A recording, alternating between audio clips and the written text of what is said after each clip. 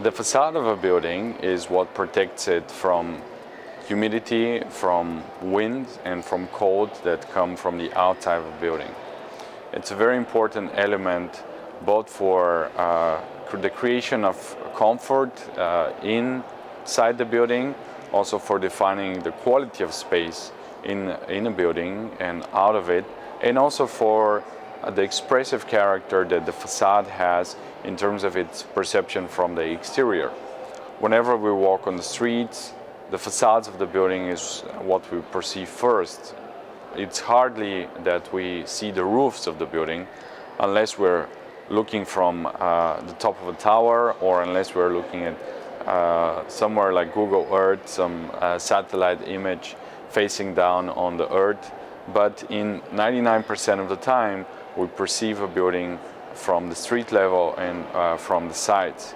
So the facade is really what gives character of a city, what gives its atmosphere, and what also has a particular importance in expressing the social status of the family that owns the building, and also creating the environment of the neighborhood that building is located into.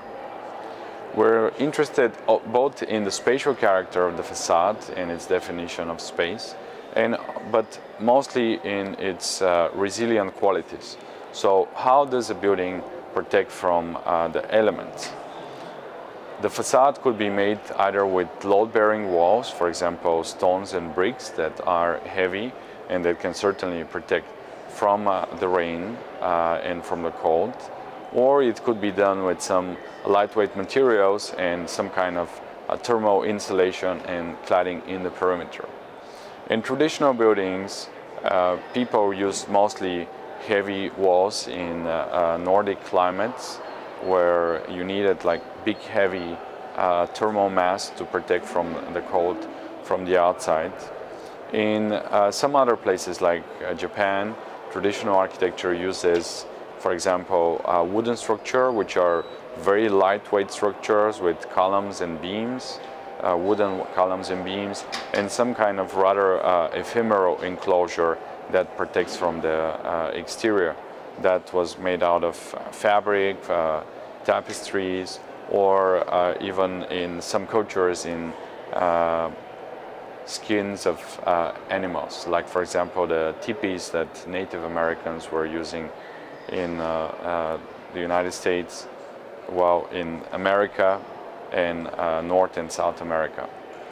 In some cultures that are not so affected by the cold, people were using fabrics as a way to protect their tents. Like we know about some of the nomadic tribes in, let's say, the north of Africa or the Middle East, where people were moving from place to place. They had rather nomadic lifestyle, and basically they were building their villages every season or every time they had to move from one place to another.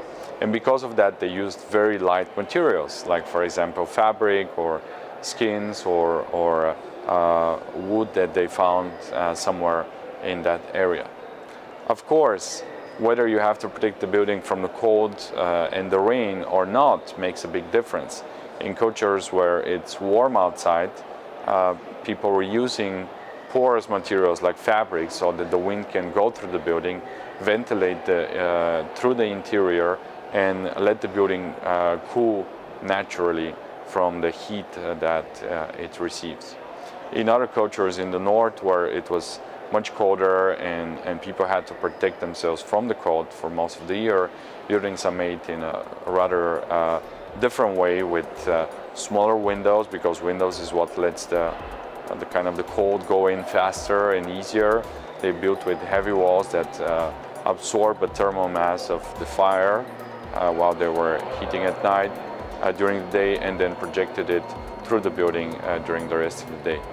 So we want to see how building enclosures affect your area, the one that you are studying, and how the building enclosure relates to the natural disaster that you have chosen to work with.